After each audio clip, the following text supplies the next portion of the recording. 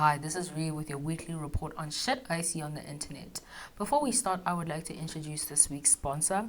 This week's sponsor is When Change Happens, a podcast series about ordinary South Africans coping with extraordinary changes in their lives, hosted by legendary journalist Ruda Landman.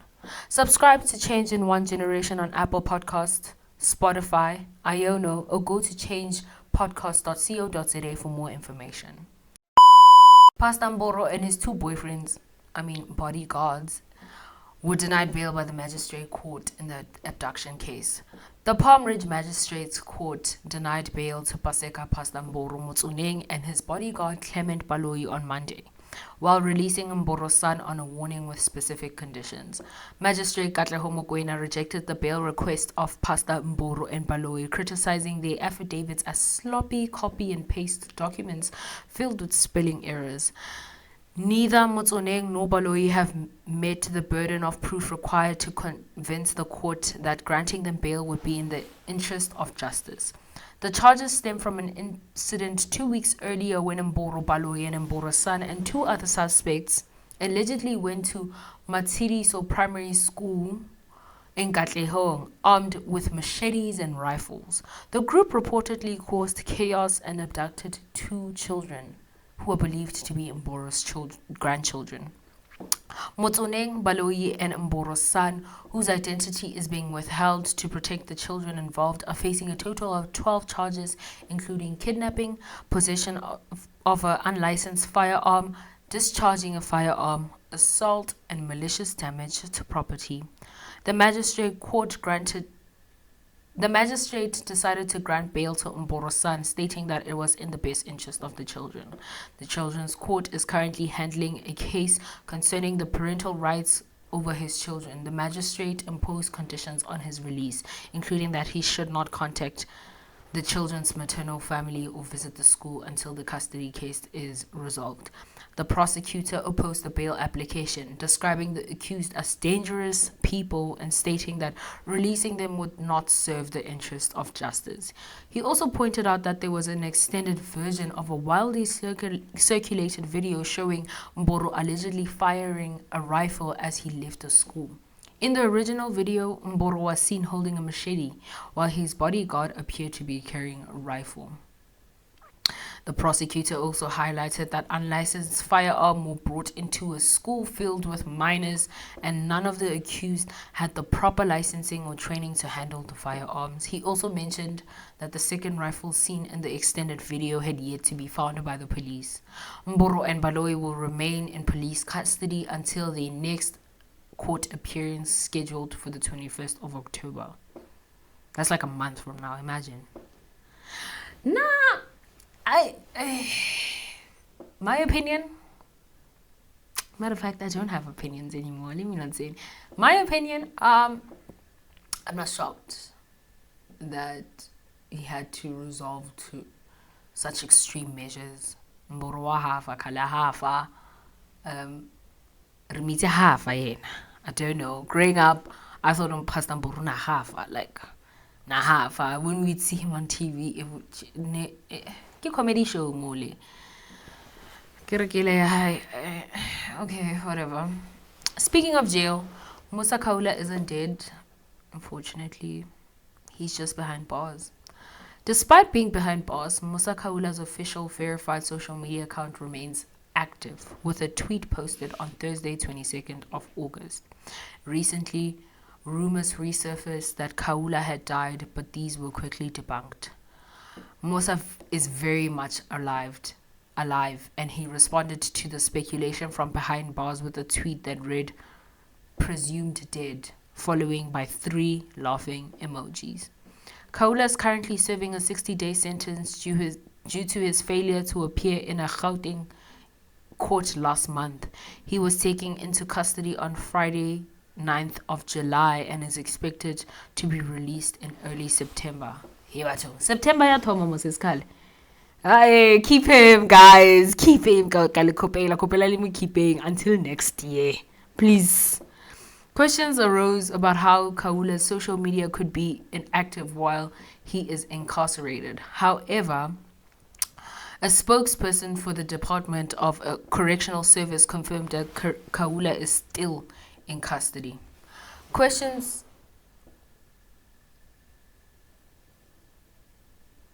On Tuesday, the 20th of August, Kula appeared in the Vredenburg Magistrate Court dressed in an orange prison form.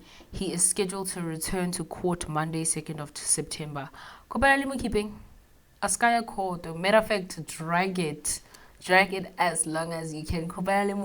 Keep that murderer in there, lock him up.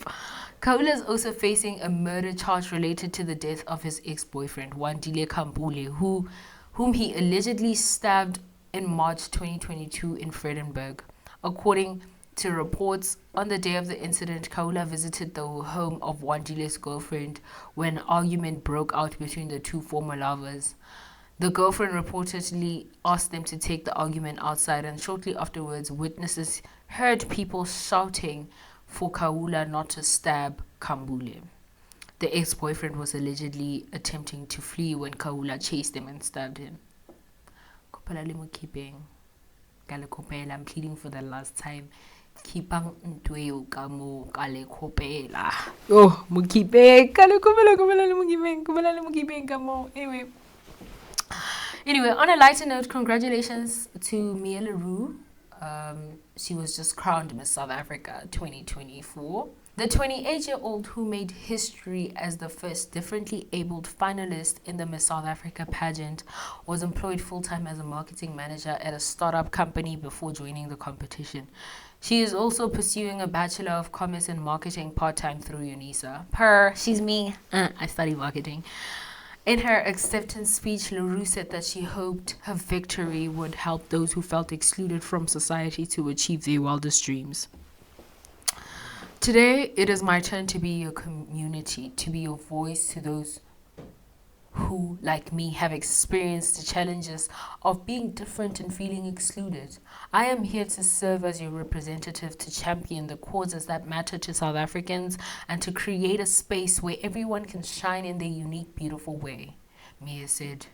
This is a win for all differently abled people, deaf people, just generally differently abled people. I'm just really, really happy, although Miss South Africa has had a lot of controversy this year in this year's pageant. I'm just really, really excited that Mia won. And it's not a race issue. I don't want to say things like no DNA, just RSA. You know, if you are like, she's our sister, because no. That's really giving Afrophobic. But I'm just really excited that she gets to represent. I'm just so excited that they didn't go off only looks this year. Because usually it's just, I hate pageants, so I don't watch Miss South Africa. And I'm just really, really excited that it wasn't all about looks this year. I only hate pageants because I tried to model at some point and they told me I was too short and fat. I'm a size 32, mind you. Anyways, this is a reminder to tell Nicki Minaj to not forget South Africa. She must drop this SA tour dates ASAP. ASAP Rocky. Anyways, speaking of South African men being abusive, get it? Because I wasn't speaking about South African men being abusive. Mitlali says she's embarking on a journey of healing after her toxic relationship with Leroy Sedambe. The well-known South African influencer has recently opened up about her painful experience in a toxic relationship with businessman Leroy Sedambe. In a candid video posted on her YouTube channel, the beauty influencer discussed the verbal, emotional, and alleged physical abuse that she endured during her relationship. She shared that her relationship initially involved emotional harm but soon escalated into physical abuse. I am admitting with great vulnerability that I was involved in a toxic relationship which quickly became physically harmful, she stated. She spoke about the pain inflicted by gaslighting, aggression, and manipulation, which distorted her perception of love. Ndamase urged others who might be in similar situations to speak out and seek help, emphasizing that no one deserves to remain in a toxic environment. As I go through my healing journey, I hope to inspire others to speak out, seek help, and free themselves from any toxic situation because no one deserves it, she added. You know what? Real quick, before I continue with the report, I can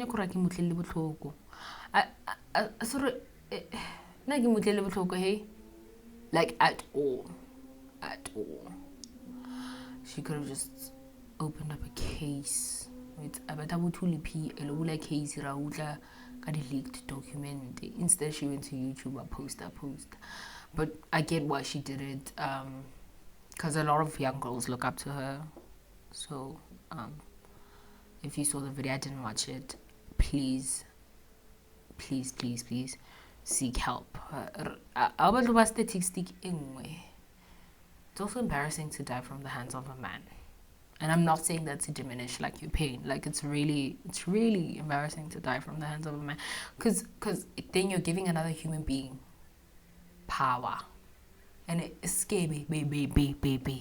The only power lies with God and Jesus. Fail, language Scapa mutomung power, scary, baby. Anyway, in response to all these allegations, Leroy Sedambe denied the allegations of physical abuse against Mihlali Ndamase, claiming instead that he was defending himself. He issued a statement on Monday afternoon in response to pictures that Mihlali posted online, showing herself with a battered-lipped and graced forehead, which she captioned, "Thank you, my angel," at Leroy_Mab. The images quickly went viral, but Ndamase later deleted them. Let me read this statement for you guys. I, Dumezweni Leroy Sedambe. Why I got Leroy as I got Dumezweni? You know, I would respect a Dumezweni more than a Leroy. Leroy is just like a funny name. I'm not gonna lie. Every time I hear the word Leroy, I laugh.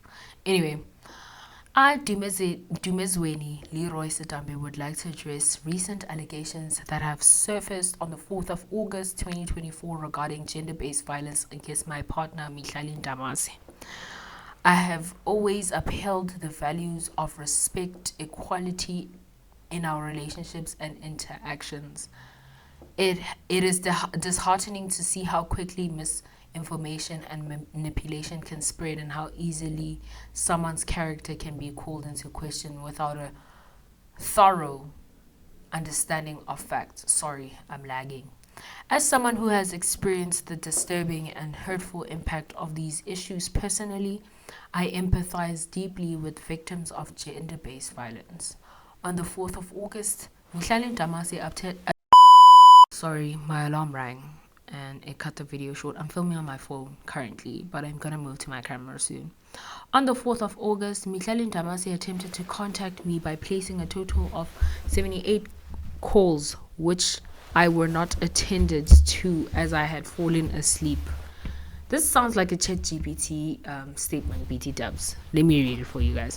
Mihlali then arrived to my residence and persistently requested that my son open for her so she could see me. Upon arrival, as my son recollects, she headed to the kitchen to equip herself of a knife in an attempt of stabbing me, as she allegedly was shown evidence of me being unfaithful. Mihlali Ndamase then came to my bedroom as I was asleep to confront me for being unfaithful and attempted to stab me, of which I then protected myself by pushing her away from me, resulting in her sustaining injuries as she made contact with the wall.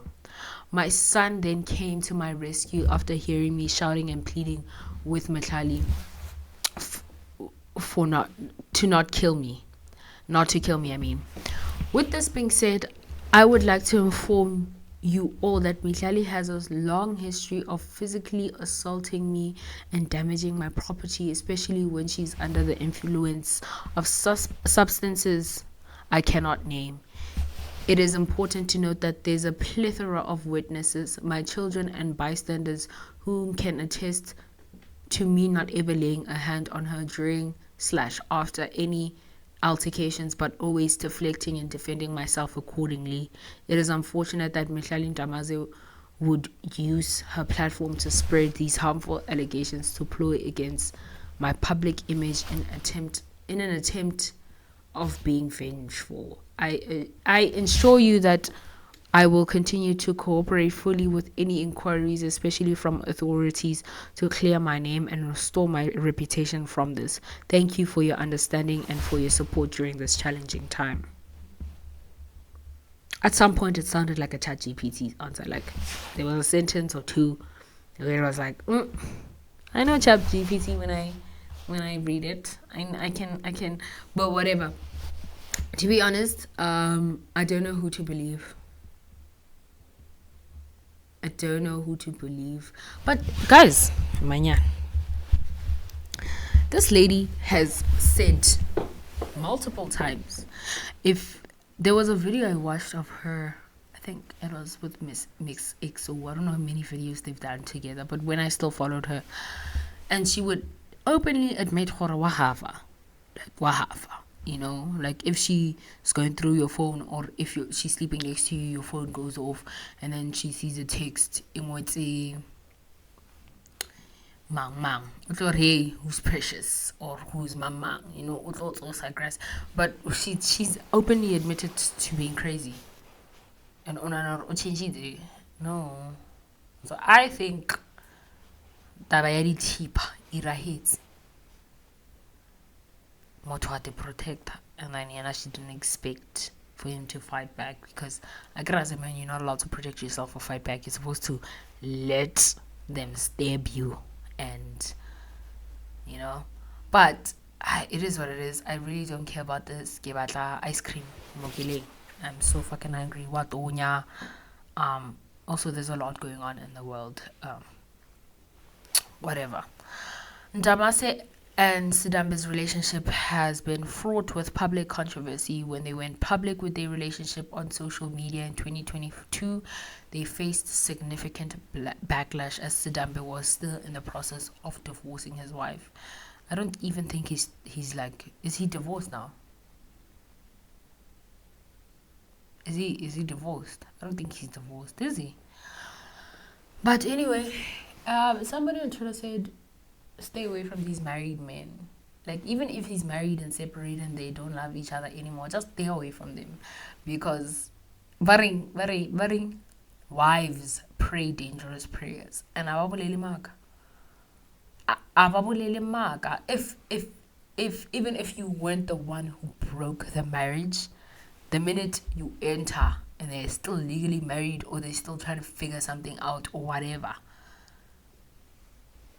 Okaswini, you will never win. Also, you get them how you lose. You lose them how you get them. I mean, married, not married, single, not single, damn, smart. Anyway. Alright. Anyway, that's the end of the segment. I'm about to switch from my phone to my camera. The quality is terrible on my camera because it's quite an old camera. But I mean, you guys choose to deal with the nonsense from men all the fucking time. You can deal with terrible camera quality. You're here to listen to me speak, not watch me speak, right? Moving on. The influencer Shidi Diallo on the socials. Lutli about Grace Mondlana ke monitoring spirit. I actually don't care enough about people's business to follow that thing and go back and go, oh my god, Larato's always falling out with other people. Mang. Boroto get 25 randa. Also, let's get jobs. Why don't we do that? Do you hear what I'm saying? Let's do something productive with our lives instead of stirring the pot. Anyway, some other stuff, guys. I'm Marie and I have a podcast. I took a 2-week long break because I genuinely did not feel like filming. Also, social media doesn't feel like a safe space anymore, so I don't feel like talking to you guys and sharing my opinions on social media anymore. I think the last time I posted was... What was the last time I posted on social media? Hold on, let me find out. Oh. the last time I ever, not posted, I mean, like, the last time I gave my opinion on the socials was on the 10th of August. And that's a very long time for me because I have something to say each and every single day.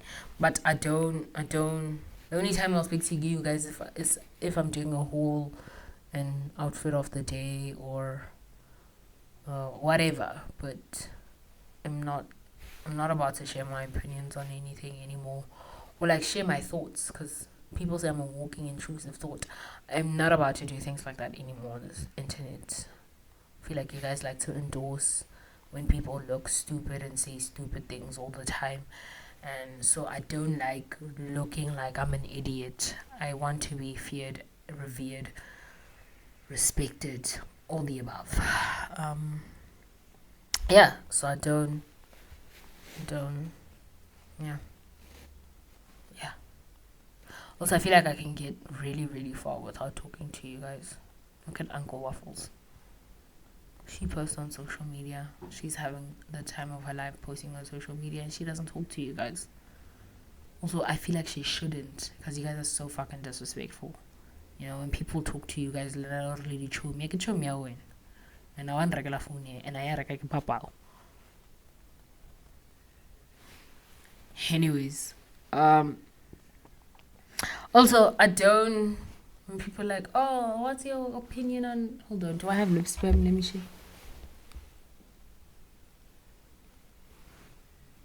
When people are like, oh, don't you want to bring awareness to this, or no, to that, I don't want to bring awareness to anything anymore. I just feel like I don't owe anyone my alliance, my advocacy, my nothing. So it's on one. I'm not gonna. I don't care about the world enough to make it a better place, and it's not my fault. Okay, I've lost. You know what I do every night before I go to sleep? Well, I don't do it. They just come on my For You page. There's a lot of these threads, also from Reddit, also that show up on my For You page, and it's like, when was the last time you lost your faith in humanity? Or like, what's the scariest thing you've ever seen? And it's just like these stories of human beings doing despicable things. And I'm like, wow.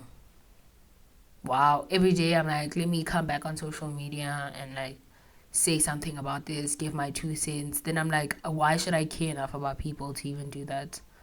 Fuck y'all. You get? Yeah.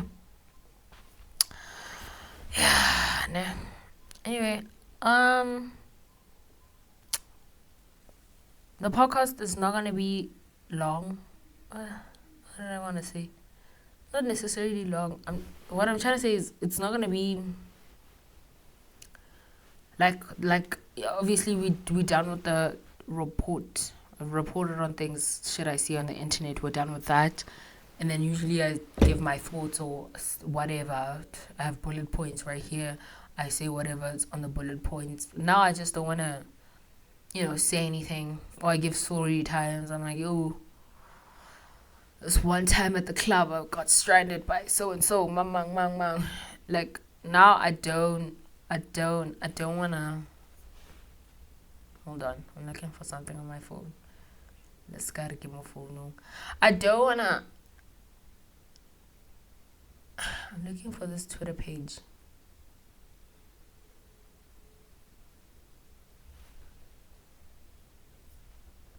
Because the only thing I care about changing, especially in our country, is the GBV, the femicide that's currently going on in our country. I feel like we have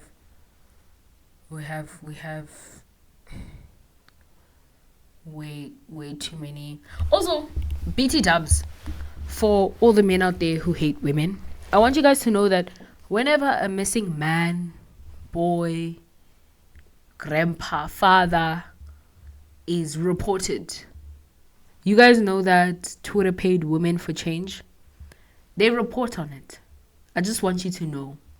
Mind you, this page, this blog, this website was started to combat,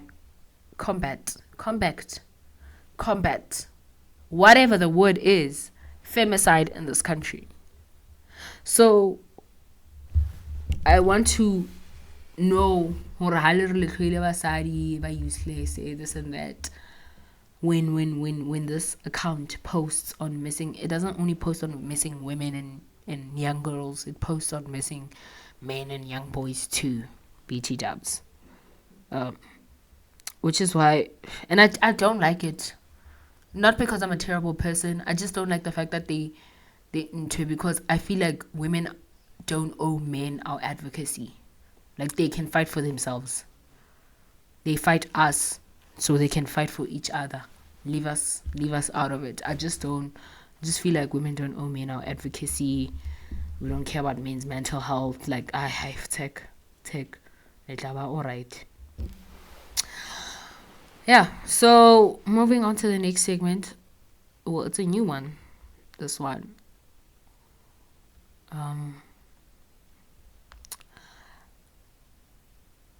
I go on Reddit and I read Am I the Asshole stories because I actually like listening to them. This is a very short one. The segment of the podcast is called WWRD. What would Ree do? You guys know what I would do. Anyway, am I the asshole my boyfriend didn't see me? Yesterday we went to go see a movie. I had forgotten my phone and communicated that to my boyfriend on the drive there. Excuse, let me start again. Yesterday we went to go see a movie. Full stop. I had forgotten my phone and communicated that to my boyfriend on the drive there. He asked me if I would be okay without it, and I said yes. After the movie, I told him I had to use the restroom. When I got out, I walked outside. He usually waits out by the entrance, but he wasn't there. I waited a few minutes, but I couldn't call him, and he had the car key. Sorry, the person has terrible grammar. Putting commas where it's not necessary, putting a full stop where it's not necessary. Anyway, I tried walking to the car, but he wasn't there. I went back in and checked near the men's restroom, but nothing. After about 10 minutes, I got pretty upset. I tried to keep myself in view of the theater while I walked around it, but he wasn't anywhere. Some strangers even offered to get me an Uber. Finally, I went in and checked one more time, and he was sitting on the couch looking at his phone. I told him I'd been looking for him, but I wasn't blaming about it. Maybe I wasn't blaming him about it. Oh, this person must be American. Yeah, they're American. Only US people type like this.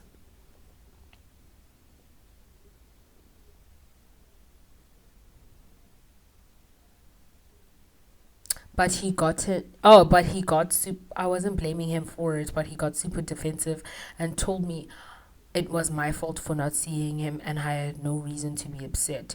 He kept saying, I don't understand why you're so upset on the car ride back.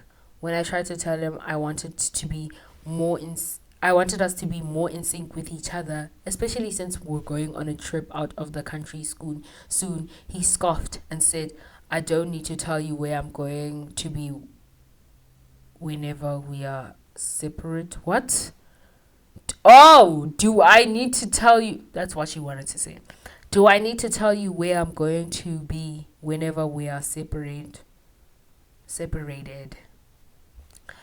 Which felt unfair. I didn't have my phone. Plus, what if something happens to me? How long would it take for him to notice? Am I overreacting? I feel kind of angry and now I'm still hurt. Damn. First of all, terrible grammar. Anyway, let me go see the comments.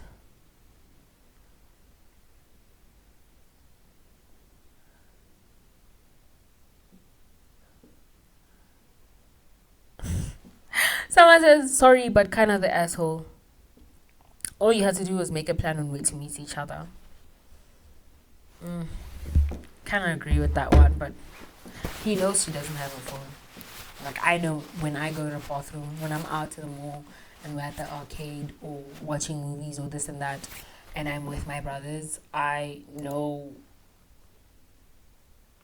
I know that they don't have their phones, and I keep myself in the line of view of the entrance of the bathroom. Like when they come out, they must see me.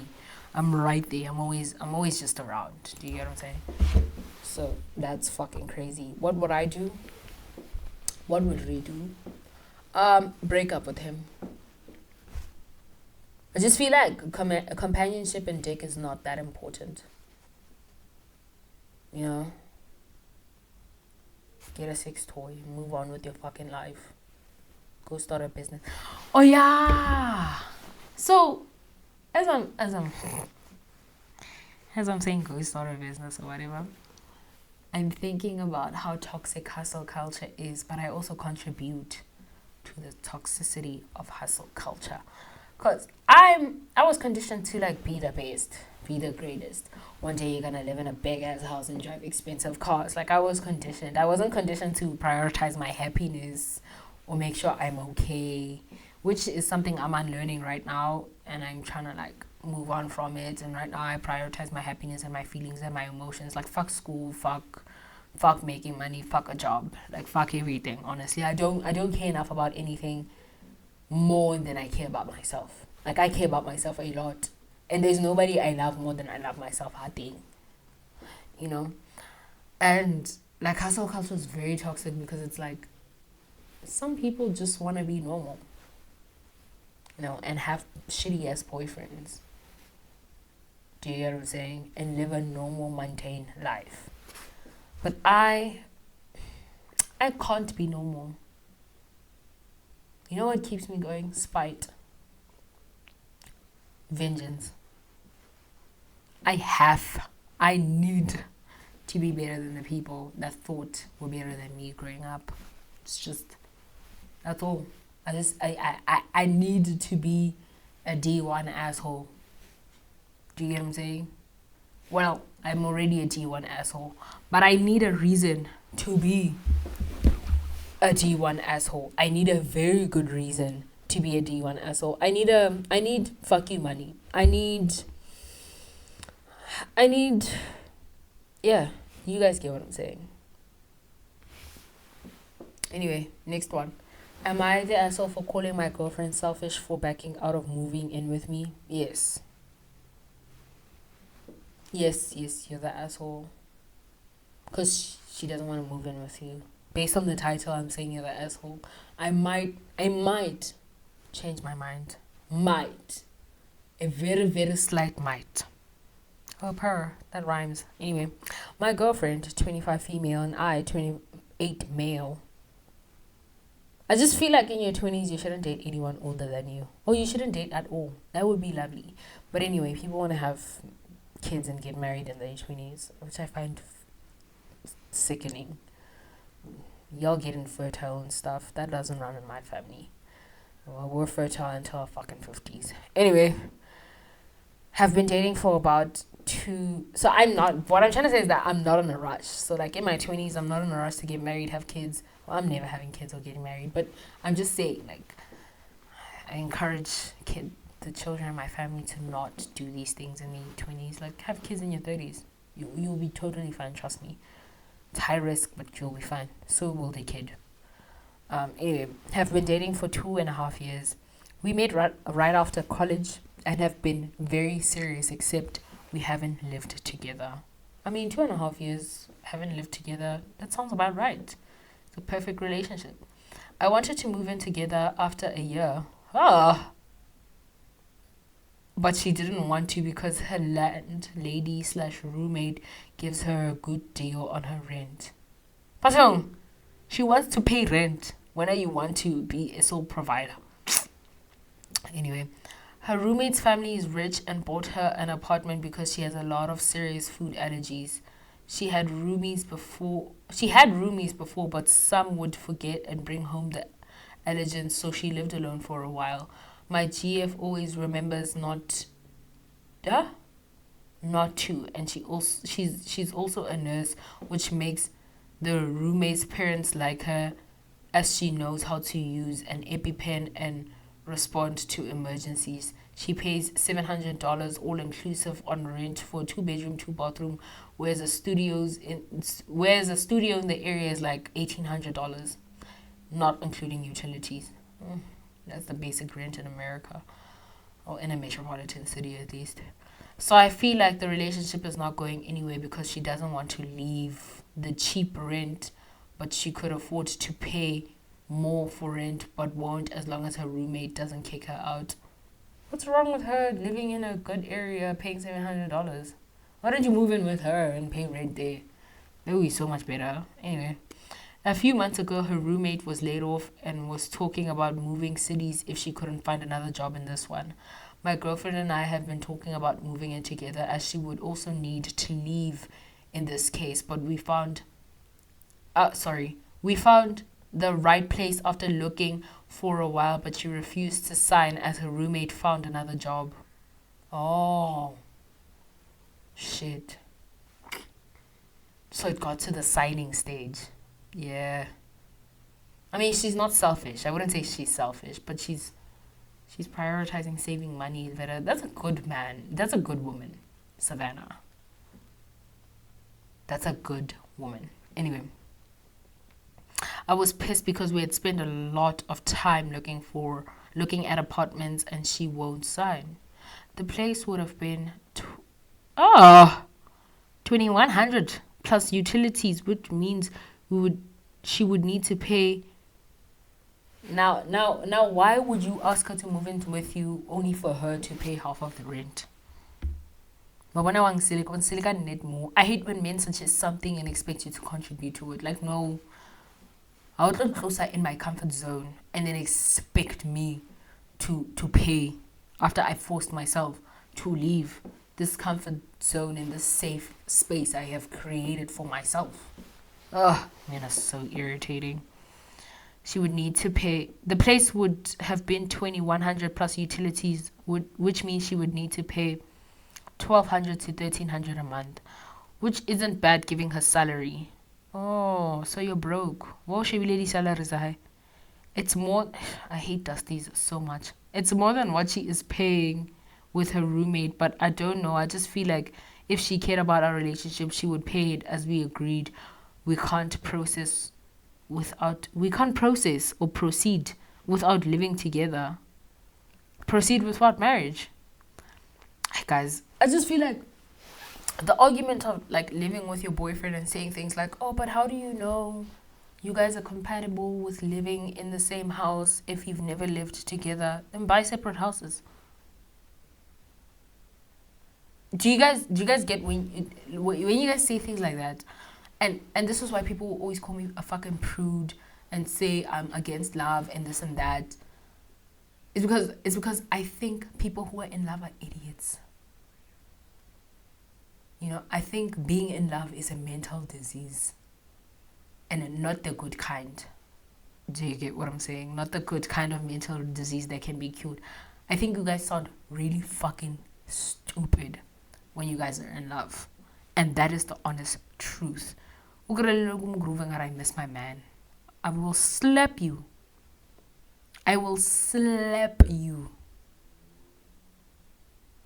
You all sound like idiots when you're in love. Uda, she also recently paid off all her student loans from saving money and paying low rent and is now indulging herself. I have brought up moving in or maybe getting engaged and buying property together, but she says she has worked hard her whole life and now her student loans are gone and she deserves some nice stuff. Yeah, she's not trying to get into more debt. You saying, let's get a house together. It's saying now she must go half on the mortgage because Lord knows you don't make enough. You don't make enough to take care of the both of you because you're trying to make her pay half of the rent after you are the one who suggested living together. You know, she wants to live with her roommate because rent is fucking subsidized. I don't even know what subsidized mean. Let me go to Google and check what subsidized mean. Subsidized. Subsidized.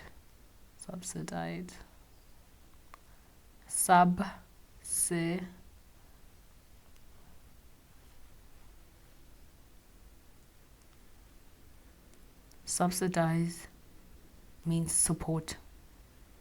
It means financial support. Oh, see, sometimes I think I sound really, really idiotic when I speak English. I'm not gonna lie, because I speak my native tongue better than I speak English. And I say words I have never used before, but I know how to use them, which is blows my mind every fucking time. Anyway, she wants to live with her roommate because rent is subsidized by her roommate's parents, who are rich BT dubs, and her roommate has a lot of allergies, right? Is it the roommate that has a lot of allergies? I don't know. But she's a nurse, so she knows how to take care of this roommate who has a lot of problems. Do you get what I'm saying? She's the nurse. Rent is subsidized. She just became debt free. It's a very nice life to live without debt, hey? Not gonna lie. It's very nice living without debt. Most of you wouldn't know. But like I'm saying, why would he want to put her in that situation, in debt again? Because Lord knows he doesn't make enough to fucking buy a house. Or at least pay the mortgage alone. Because he's busy. One more pocket watcher. He's busy pocket watching her.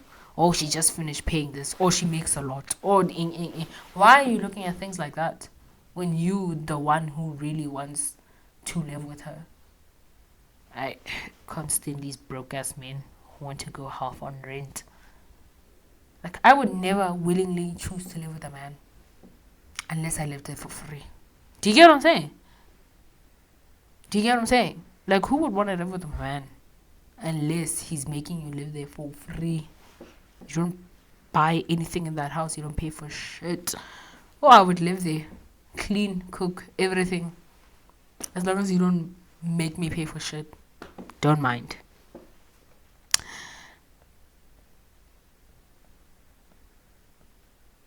She has bought a lot of clothes and recently bought AirPods. Wait, what does that have to do with the story? Anyway, she was showing them to me and I just said under my breath that she was choosing fancy headphones over us.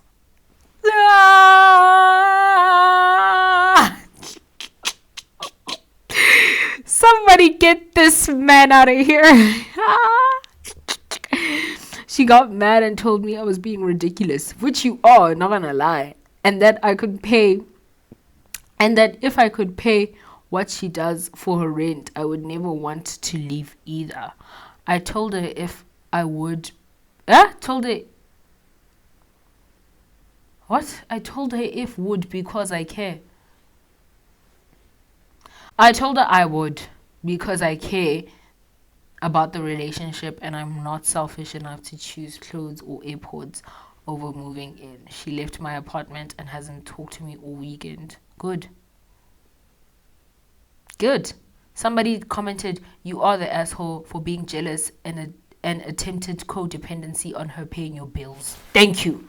You use phrases to manipulate her like choosing things over us and selfish when she has every right to treat herself and owes you nothing. Amen.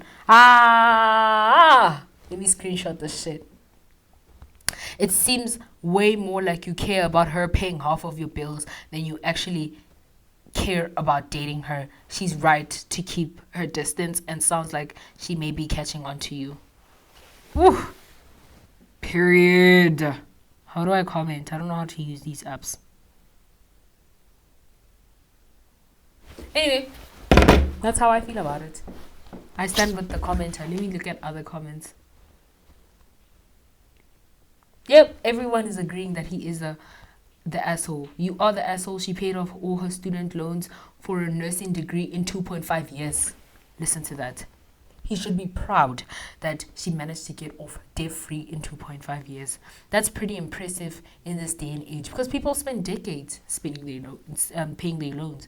And she probably had to sacrifice more to do that than just living in a reduced rent apartment. Thank you. She probably had to, because you living in a cheaper apartment is not gonna, like, she probably had to give up a lot of things like entertainment and not buying expensive AirPods. Now she can treat herself and you're mad? Ugh. So now she has a bit of breathing room to indulge in things that most 25-year-old women would enjoy and you want her to increase her fix her fixed monthly expenditures by at least $500. If she gives up her current situation, there's no getting it back. I don't blame her for being cautious about moving in with you, especially with the pressure tactics. Exactly. Not only that, it's his idea, and he does not plan on paying for this fantasy he wants to create, this little life he wants to build for her. Huh? Which is, I think it's wild to move in with your boyfriend, because it's your boyfriend. Boyfriend. A friend who is a boy, not a fiance. There is no commitment, Mo. Just because you guys are exclusive doesn't mean he is 100% committed to you. He is not a mountain. He can still be moved. I don't think you understand. Now you guys break up. You're left to play this expensive ass apartment alone. Aye. Ooh, please. Let's not get into tabayadi pregnancy with no ring. Marriage is not everything. So is having kids. Why would you ever prioritize having a child over being married? Getting divorced is so much easier than having a baby, a kid to raise. Mind you, they never leave the house. I.e. me. I'm still here. I turned 21. I'm never leaving. I tell her every day, kid, I'm never moving out. I don't know what you're saying. We're going to have lunch at your place on a Sunday. I'm never leaving. This is my place. I'm never leaving. Do you get what I'm saying? Like, I'm never leaving. Why would I leave? I have my own balcony. To go struggle? Aye. Why would I leave? Do you get what I'm saying? I just feel like people think having a kid is much less of a commitment than marriage. And marriage is just a piece of paper. That's not true. Because imagine you have a kid with this very successful man and he has not married you, and then he dies. How am I willing, Pel? Also, how next of kin? If he doesn't have a will, you're not the next of kin. You're not. They're not gonna say we're giving it to the girlfriend because she had a baby. Never. Our next of kin. So that piece of paper means a lot, love.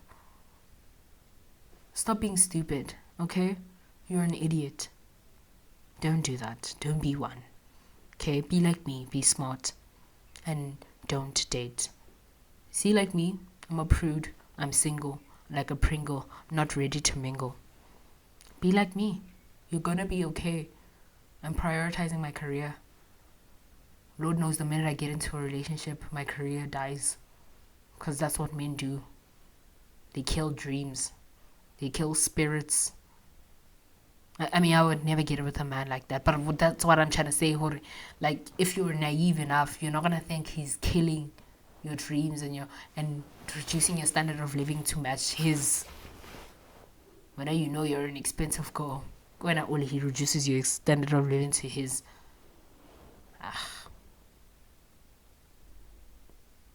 Bye. It was a lovely episode. See you guys next week and stuff.